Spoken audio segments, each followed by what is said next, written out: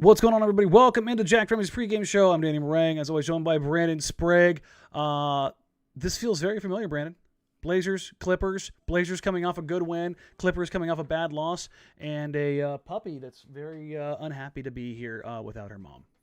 Let me just say, first of all, puppies are amazing. Second of all, I don't like the schedule so far, to be honest with you. It's been weird.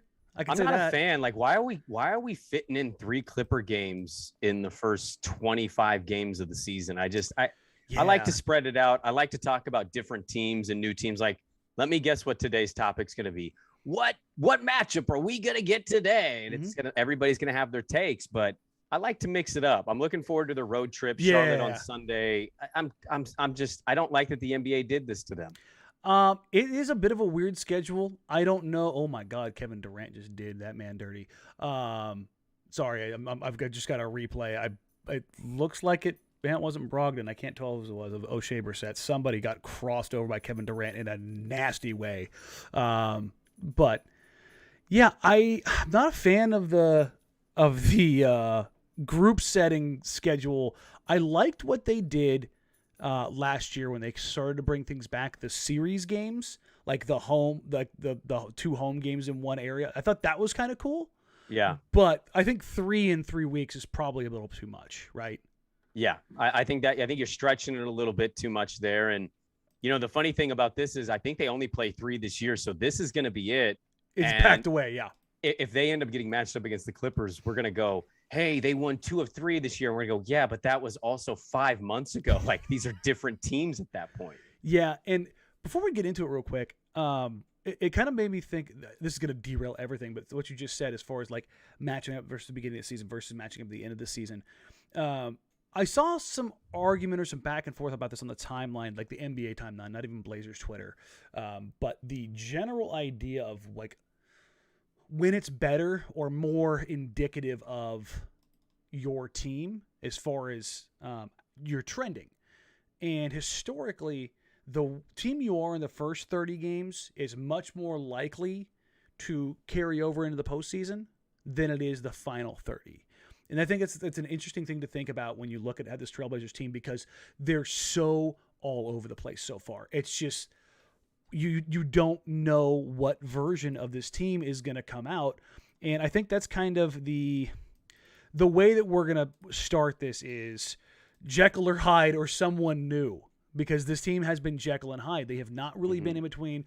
The Kings game, I know it got down to 1 possession, but that was kind of fake late point, scratching and clawing. They were down 18, and the Blazers made a little bit of a push, but I think at that point in time, you're kind of in a weird spot. So which version of this Trailblazers team is going to pop up against the Clippers tonight? Like I said, the trends are there for the Blazers coming off a big win, the Clippers coming off a bad loss, and we're right back where we were the first time.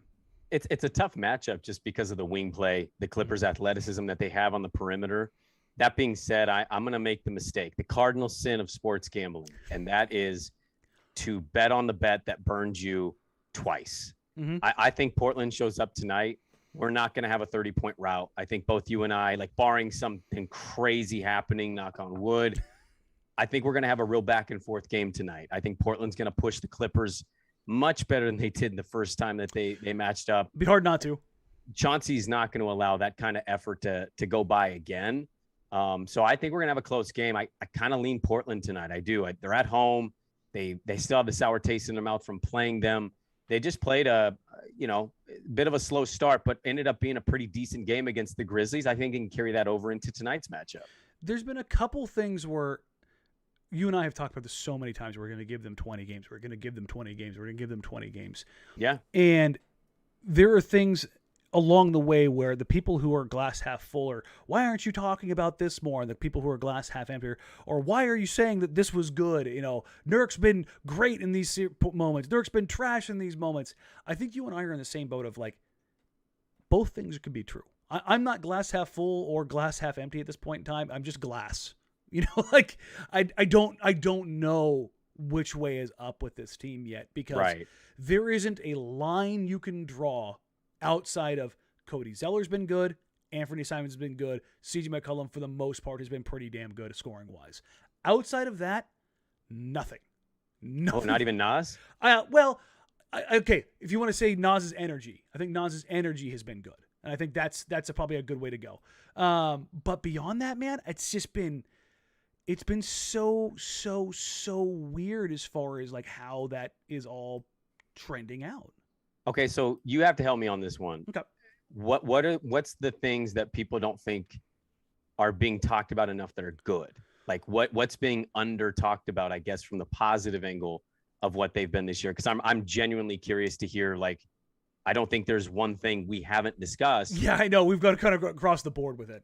The problem is I think it's you're one of the two personality types. You're half full, half empty person, and that's, if you're a Blazer fan, I don't blame you if you're one or the other, right? Because you've lived through hell. But I don't know how 4 games in we're going to overreact to a 30-point loss, or we're going to overreact to a 30-point win. Like, you have both of those sample sizes already in 4 games. Don't tell me what this team is going to be. Nobody knows what this team is going to be. So I think tonight, it's another game. It's only 5, but it's a step in the direction of how do you respond to, 1, a team that just kicked your ass a couple nights ago, and 2, building off of a win. Because so far they've been trading wins and losses 4 games in. Tonight may be an opportunity for them to build a little confidence and more momentum as they go along in the season. I just don't know what that positive thing is that people would refer to that we haven't touched on. I think people are saying, well, the defense is better than last year. I don't think anybody, even the most staunch, coaching doesn't matter guy, and I fall in that category, didn't say the defense was going to be better when you added Larry Nance Jr. and Cody Zeller and dropped off Carmelo Anthony and Enes Kanter. Like, I think everybody was at the point of, yeah, of course it's going to be better. You took 2 of the most heavy-footed dudes in the entire league and replaced them with not only like passable but good defenders. Like, I think that's the big thing is. But you've played. Here's my thing though. Like, I don't mean this to be pessimistic. I'm trying to be honest about this. They've played 4 games. You've lost by 30 in one of them, and you were trailing by 15 or more in the other one for a large stretch of the game. 18 against the Kings is what I think it got to. 18. What it was like in the fourth quarter. How can you legitimately point to defense and say, well, it's better? The rating's better. That's the thing is like the league is better. But it's wanting to pull that string because you want it to be true so bad, and I think it might be. It might still be better, but I just don't know how people are reaching this conclusion. We're 4 games into the season. You have you have one that should have been a blowout and you came back in, and you have another one you got the brakes beat off you. And the thing is, like, even the good stuff, like wanting things to be true, I want Anfernee Simons to be this guy. But I also know, he's been down this road before. There's a lot of season left. Yeah, I mean, there's a whole 78 games left. There's a lot of this. And the thing is about, just to kind of get into the rating stuff real quick, those ratings are skewed right now because you do have a 30-point blowout win. You do have a 20-point blowout win. You do have a 30-point loss. So there's so much noise because of but there's been 3 whole ass quarters of garbage time through 4 games. That's nuts, dude. That's almost a full game by itself of just the basketball doesn't matter for the other team, or the basketball doesn't matter for you. So yeah, it's a little early to declare things are awesome or things are not good. I think you and I have done a pretty good job as far as the idea of this is what happened tonight, this is what we've seen, and this is where we are now. I just take it more. I take a real baseball approach to it, and it's pretty close to the same thing because they're playing 82, and I know it like baseball, whatever, 160. But I take the approach because a few years ago, I want to say maybe it was 6 or 7 years ago. I remember when we were doing a radio show, they were on a stretch of bad play, and I'm like, this team ain't going to do anything. They went to the second round that season. Like, I'm not going to allow, hey, they had a great night. We'll react to the great night. We'll talk about the positive things here, but I'm not allowing like these. I don't want to fall into the hot take trap because, a lot of those hot takes are going to age very poorly, whether you're being way by game 50 or whether you're being way pessimistic. Like, let's all be in this circle together of let's see what they are 25 games in. And then we'll start kind of feeling like, hey, can we conclude this? Can we conclude that? I've seen it on the timeline, and that's fine. Everybody's entitled to their own opinion. I don't know how people are running with it's going to be great or it's X and Y are unknown right now. I think the one thing you and I agreed on coming into the season, it was going to be interesting. Like it was going to be like, even though it's the same run it back, this was going to be a litmus test. It was going to be there's no going beyond this if it doesn't work. If it does, what does that mean? We know what happens if it doesn't work. If it doesn't work, it's done. I don't know about that. You don't think so? I want to believe that. Please God. If you told me a year from now we're that doing it's still a Dame podcast CJ and Nurk, and it's Dame CJ Nurk and Nurk resigned for 3 years. What are the odds on that? Like, are they like plus 200? I would say they're like plus 250. So it's not that much. It's not enough for you to go, oh, that's not happening. It's enough for you to go, well, it might not happen, but Vegas isn't. I need to tease this down a little bit. A little bit, yeah. Look, I wouldn't put it past this franchise. Oh, God. I have a very random question for you. No, go. So I was thinking about Nas today, and I'm excited to see him. I was in the shower, yeah. And I was washing my hair thinking about Nasir Little, and I thought to myself, this shampoo is tingly. And if I want Nas to make me feel this tingle, I'm already excited about him. Can Nasir Little score more for this team? He's the energy guy, right? He's the rebounder, the kind of do the dirty stuff, take onus on defense because Dame can't play it. Can Nas contribute more offensively in getting buckets for this team? Or do you think this is kind of who he's going to end up being? I think it's more of a general version of who he's going to be. But when we had him on last Wednesday, one of the things that I asked him is, hey, what have you not been able to show that you think you can or that you want to show? And he flat out said, I want to show my offensive game. I can do a lot more.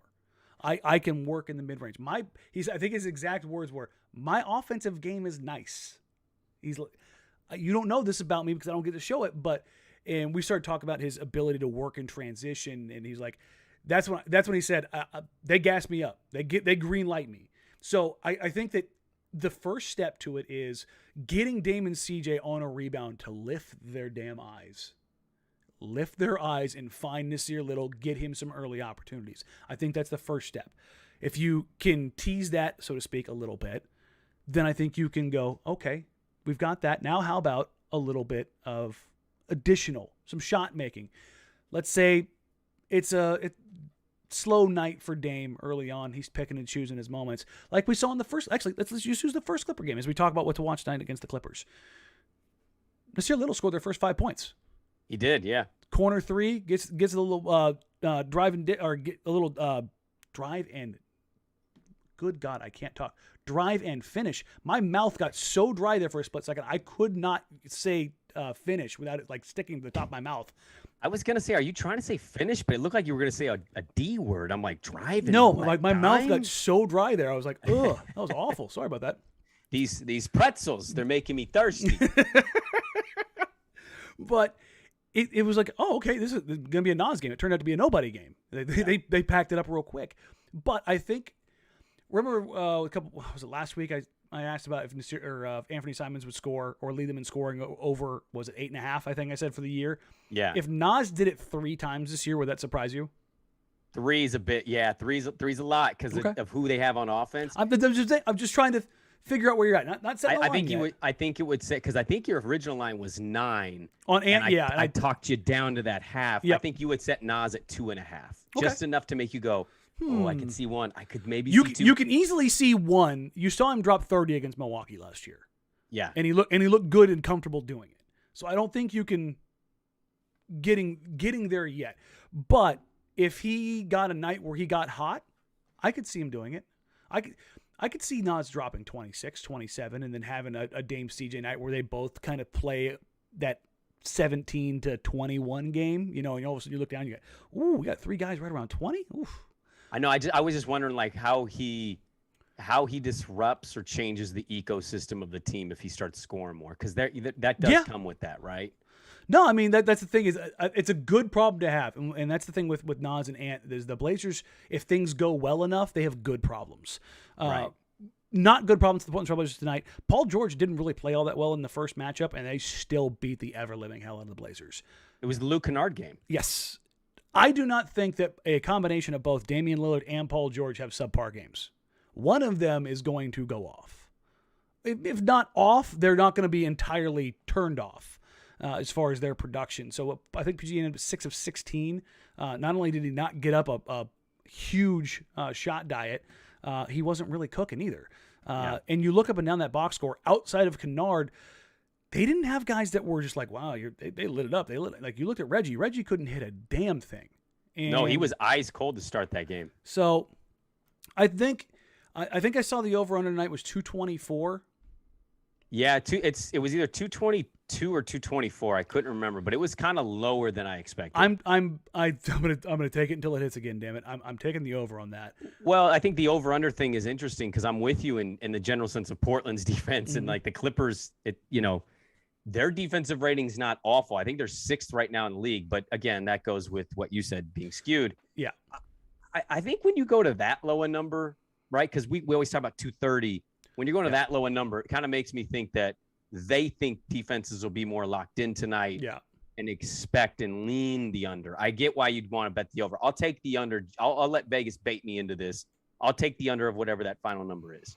Yeah, I look at it, and I think if you're going to talk about Chauncey Billups and making adjustments and understanding Ty Lue and all that kind of stuff, they're going to look at this game and they're going to look at the pressure they put on Damian Lillard last game. And they talked about it in the pregame or in the postgame the other night. Dame was basically picked up for 94 feet. They were trying to take the ball out of his hands, make him work. Dame is still trying to figure out this whole in-between thing of, do I do this? Do I do this? When do I go? When do I not? And I think you're going to see a simplified version of Damian Lillard tonight, and not in the sense of like he's dumb, but in the sense of, hey, remember what got them on track against Memphis? We're going to scrap the whole egalitarian offense, and we're going to pick and roll you to death because we are the best in the league at doing this. And that's going to get them on track first. If I had to be Miss Cleo, I would expect a healthy dose of rest in pepperoni, shout out. But I would expect a healthy dose of Lillard Nurkic pick and roll to start this game.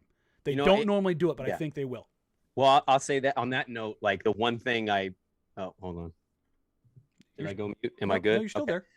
The one thing that I like, sorry, I pulled my cord and then it was all discombobulated. The one thing I liked about, one of the things I liked about Chauncey last game, I think he knows. I think he's learning very quickly. Like, all right, there's only going to be so many things I'm going to be able to change with this dude. He's in year 10. Let's go ahead and pick and choose. Kind of a creature of habit, right? So I liked that he was like cooking up that Nurk pick and roll and just letting him go. And I think you saw it there for a quick glimpse before he went cold again.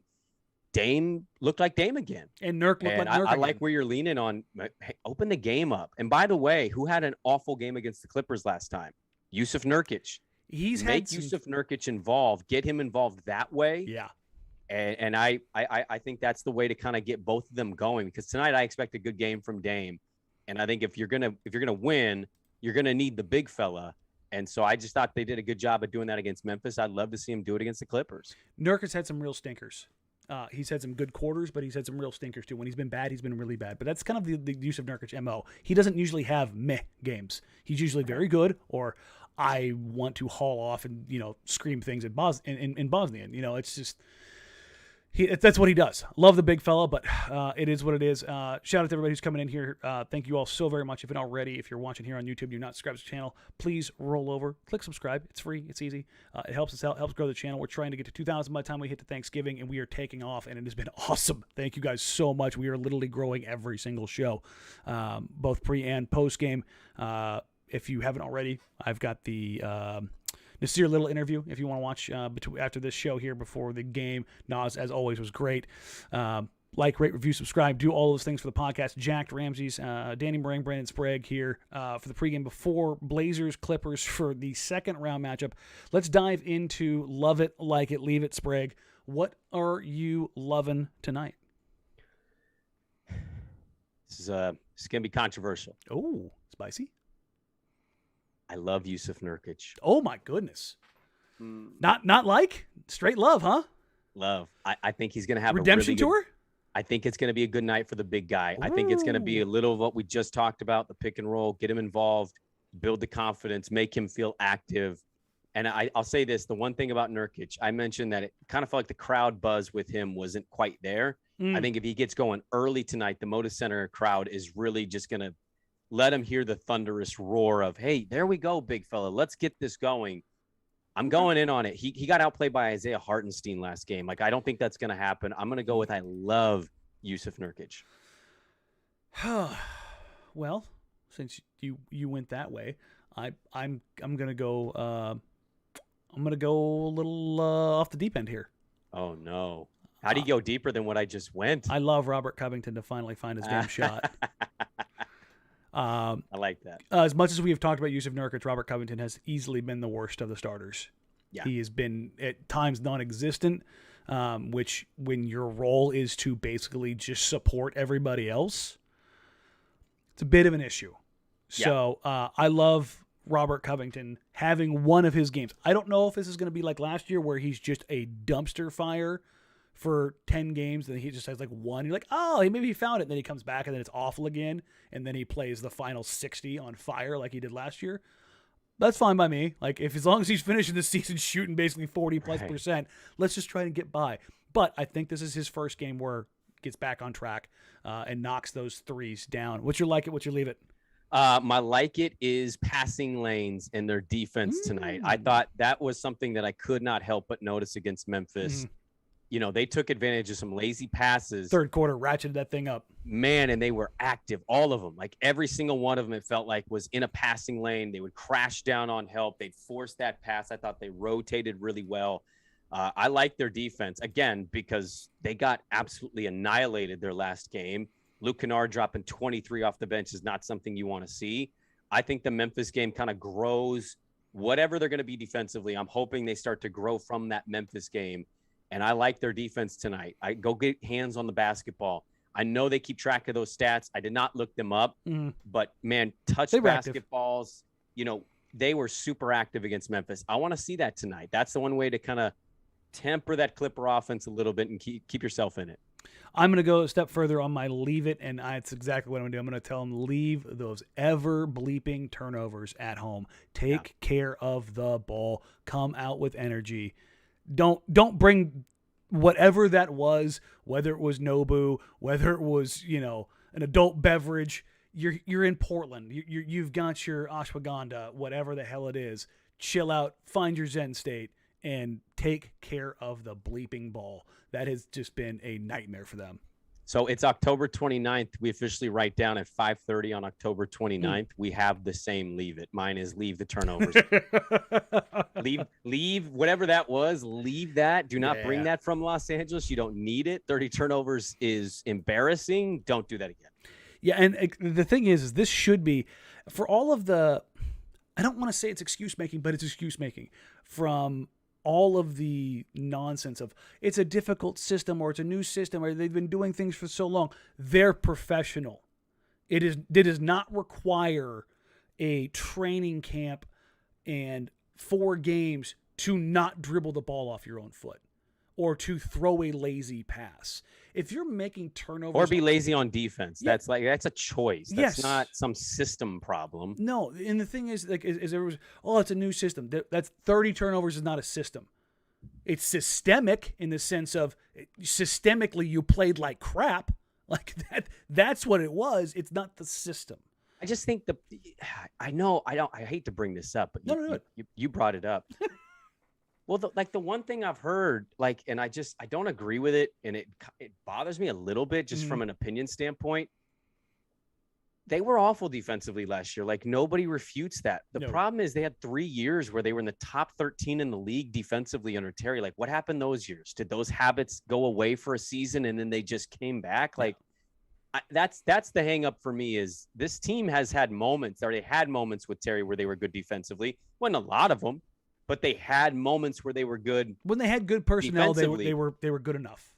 Right. So, yeah, I don't know. I think defense is, one, it's choice.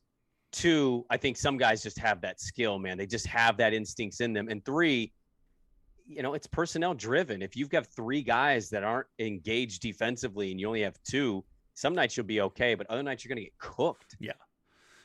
Corey asked, are the turnovers laziness or facing a really good Clipper defense? Both. Yeah. I think this Clipper defense is actually pretty good. Paul George is still a perennially very good defender. Zubac does not get credit, but Zoo is an absolute monster as far as being big and being able to cover in the pick and roll for a true 7-footer. There aren't many 7-footers who can cover the pick and roll as well as he does at that size. I mean, you're looking at like the Gobert types. They also have really annoying players that I don't know where they shake out like in the actual metrics of one-on-one defenders, but like, Justice has been a disappointment largely in his career. He's still like a 6'8"? The thing is he's 6'4", but he's got he's 6'4"? He's 6'4 and a half, 6'5", but he's plays tall. No, he's got a 7-foot plus wingspan. Yeah, so there you go. He plays huge. He plays like he's 6'7", 6'8", and he's much like Nasir Little, where he's big as hell in the shoulders. He's just a strong dude. So he makes it hard. Nick is a legit 6'8" with a 7-foot plus wingspan. So you've got these dudes. Terrence Mann's long. You know what I mean? Like they have some guys that make it just life difficult. Reggie's not small. Like they've just got a bunch of this is what we always talk about. Like even if you're not good defensively, if you're bigger, you can make up for a lot of stuff. And that's Hartenstein. Hartenstein's a truck of a dude. He's got that weird kind of hunchback stance, but he's a strong kid. He moves really well. So the Clippers are just, the way they're built is to be big, strong, and athletic. So even if they're not great defenders, they can still bother you with a lot of that size, a lot of that length, a lot of that quickness. Now, defense is obviously a part of turnovers, but to Corey's question there, like 30 turnovers, that's laziness. Yeah. That's a lot of laziness. That's checking out. That's what that is. And honestly, I thought I saw a lot of the same from the Grizzlies in the first half and then just completely rolling over on their second half. What's the thing you need to see defensively from them tonight? What's something that Danny Marang coming out for the first damn time this season, coming out with the right mindset and aggression. They have not come out with the right mindset and aggression in a single game this year. Not one. Not one. The Phoenix game is like, oh, they started well. They hit everything. I know what this team is offensively. As long as they're not settling for stuff, they're gonna be fine. Yeah. They've got Damian Lillard, they've got CJ McCollum, they've got Yusuf Nurkic. They're going to be hell. Tonight we're 28 minutes in the show. Guess what, folks? Norman Powell is available tonight. Don't know if he's going to start yet, but he's available. So Nas may be back to the bench, which puts them back in a position of, being pretty loaded as far as having personnel. I personally would love to see Norm continue to sit out, not because I don't like Norm, because that's now a hip and a knee in the first 2 weeks. Well, to that, I've largely agreed with the opinion that you shared on that. But if they're making him available, he was questionable the game before. Like, does that kind of change your thoughts on the injury? Like, maybe it's really not what we think. No, never. Why play him then? I guess I just don't get why they would want to play him. If he's already been paid, if they go out, I think if they go out, if they're guys like Damian Lillard, you had to kind of take care of them as far as the sense of like you have to keep them from their own injuries type of situation. Like Dame has played through so much in his career. A ton of them, yeah. Hilariously, I remember everybody's talking about how Dame hasn't had any real issues and he feels fine right now. And it turns out he's had a hand and a finger injury through camp and into the beginning of the season. And his ab was confirmed to be bad, obviously during the post-Olympic time period. He says he's feeling great, but also it's just. Musa said that he did. It is reported that now that Norm is starting. So, okay, there we go. Nas coming off the bench. Then that's great. It was. It's one of those things where, again, thank you guys. Sometimes I don't see one of the 11 billion notifications on my phone, so they all come through at game time. So it's one of those situations where I would rather be overly cautious with a guy who's already had a couple knocks than put him out there, especially when they're not being completely sideways to start the season. So we got 224, I believe, is the line tonight. You said you're going to take the under. I'm going to take the over. Yeah. I'm going to pull up the very local sports book, I think is how I'll phrase it until they start doing this. Yeah. Let's see what we got. Come on. NBA, most up-to-date line. Portland is favored, -160. It's now 3.5. 3 Little hook. A little hook. You Little like the hook hook there. or you dropping the hook? I'm fine with the hook. I have them winning tonight. Again, close game, but free throws are the thing that really screw you at the end of these games. So I'll still take that hook, but I like Portland minus 3.5. You know what? Great call. We have not talked about this yet, really, other than a little side note. I think it was like game 2 or game 3. I love the way the games overall have been officiated. Not just the rule changes, the Big fan. flow of the Yes. game. I'm tired of hearing about players bitching that they're not the Trae same Young player. is Trae Young, yeah, shut up, Trae. James Harden. Like people have talked about Dame. Who was it? Somebody was like, and Devin Booker's only averaging 18. Guess what? It was Trae Young. Trae Young said that. Dame's Okay, averaged more than 17 since his that's whole right. career. Yeah, It was Trae. It was Trae campaigning and whining. Shut up, Trae. You free throw merchant. Dude, I'll be honest, man. James Harden, he's kind of responsible, but other players obviously picked up on it. Luka, Dame. I hated watching that. I hated watching it. Even Dame, Dame would shoot some awful threes, not even try to make it. It was all about getting a foul. And sometimes he'd benefit from it. But I just hate watching that kind of basketball. Can we just go play here, please? It's not basketball. That's the thing. It's not basketball. And it's not just it's that manipulation. Rule. Yeah. And somebody sent me a meme last night. Shout out my buddy Miles Quinton from back in the day. They said what James Harden turned into with the rule change, and it was Oklahoma City Raymond Felton. Oh. And I was like, oof, That's oof. awfully mean, man. I mean, I think he's more Andrew Wiggins than anything. oh, I feel like it's a slight to Wiggins because Wiggins can still finish. Because right now Harden he looks out of shape, gassed, and ineffective. He's coming off that hamstring injury, and apparently it was a pretty severe. I think it was a grade 2. Didn't he talk about how that's still like in the back of his mind because he he remembers doesn't what trust that pain is? Yeah. Well, I mean, if it gets like bad enough to where you can get it to where it's partial tears, right, and it's almost worse than tearing it because surgically you get off of it entirely, you build it back up. When you get it like this, it can take months for that soft tissue to come back. So it's a little interesting, but just generally not even dealing with that rule. I love the way the game's been called. With that being said, that means this game will be a dumpster fire of bad calls tonight. That's what it'll end up happening. Oh, you think so? Oh, it's been too good. We've been Scott Fosterless so far to start the season. So that SOB is going to make an appearance and ruin my night, I'm sure. I thought he just followed Chris Paul everywhere. Yeah, I have made an active choice. Well, I most of it's because I'm not gambling as much, to not look up referee assignments this year. Good. I just don't want to know. But if I start gambling a lot, then I will actively look up referee assignments because they absolutely have impacted the games in the past. By the way, Harden, he's going to close the half with at least 18 points. So he's having a much better night tonight against Indiana.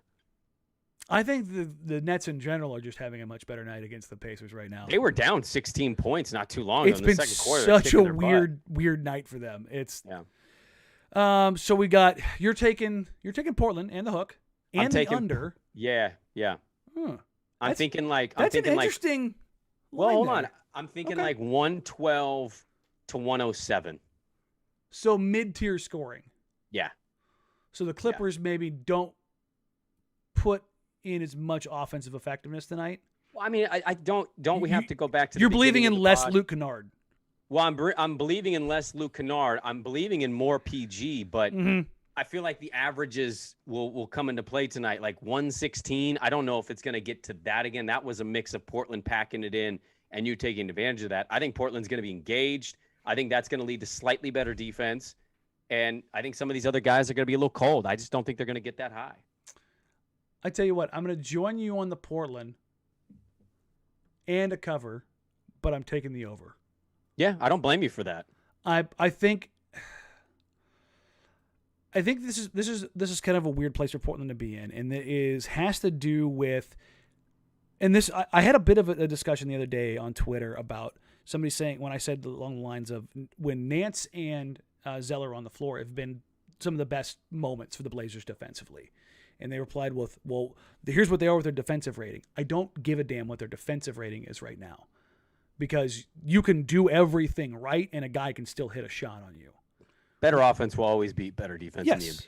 And one of the things that I've sat down and watched each game back, they are better defensively with Nance and Zeller.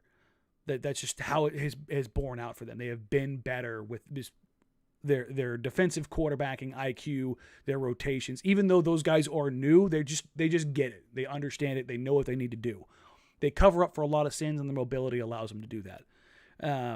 With that being said, I think that there are times when this Portland defense has played good and they've had shots hit against them, and there's times when they have played poorly and they have had shots missed. And a lot of that noise has been kind of disturbing. I think you're going to see a game tonight where they come out, even though they give better effort in the beginning. I think the Clippers, because they got their ass kicked by that Cavs team. They dropped, 76? They didn't break 80, which is nutty. That's part of it. I think that Clippers team is kind of in the same place as Portland as far as like getting out to the right start. So even though both teams are going to come fired up, I think they're both going to get going. I wouldn't be surprised if we got a 64-69 halftime score. And it's up there a little bit. It just slows down in the fourth quarter. I think this is the first time where we're actually going to have a tight game for the majority of the game. I think we all want that, don't we? Please, God, let me see this team in a game where it's not over by halftime. Well, I think too, just on the Chance thing, like, he's had some good moves. He's had some, your team didn't show up nights, but he hasn't had anything in between yet. He really hasn't, and I want to see what he's like an in-game, super tight. Who are you choosing in that closing rotation? Is it just your starting lineup? Are you going to tweak that at all? What are you going to do with defensive assignments with certain players? Like, those are things I want to see. Foul trouble. Yeah. Like, I want to see all of that. One or the other. Yeah. There hasn't been those little adjustments or little, okay, what about this? What about this? What about this? And it has nothing to do with Chauncey. It has everything to do with the game being basically decided in a coin toss. You come out in halftime against the Grizzlies, you just punch them square in the face. They roll over and die immediately. Nah, we're out. Like we're on to Golden State with and they won that game, by the way. And they looked incredible, almost like they had a little bit of rest and they didn't have time to go out. Well, I thought they were going to get their ass kicked. They were down 17 in that game at one point. Like I was like, oh. And they came out like Portland did in the second half against Memphis. Yeah. Yep. And I think it's going to continue being the theme in the Western Conference. All right, guys, we're going to get out of here on that. We're both taking Portland tonight, which means you can yell at us later when things go completely sideways and blame us for jinxing it. And the referees will put everybody to the line for 37 times tonight because we've talked about how effective it's been. I'm Danny Marang, Brandon Sprague. This is the Jack Ramsays pregame show. Make sure you tune back in for the Jack Ramsays postgame show. We will be on immediately following the game. We'll wrap up tonight's game against the Clippers, and we'll see where the Blazers kind of sits. Remember, like, rate, review, subscribe for the podcast. Jack Ramsays Podcasts, available everywhere you have your podcast available. And here, of course, on YouTube, like, rate, review, subscribe across all the things. Click the subscribe button.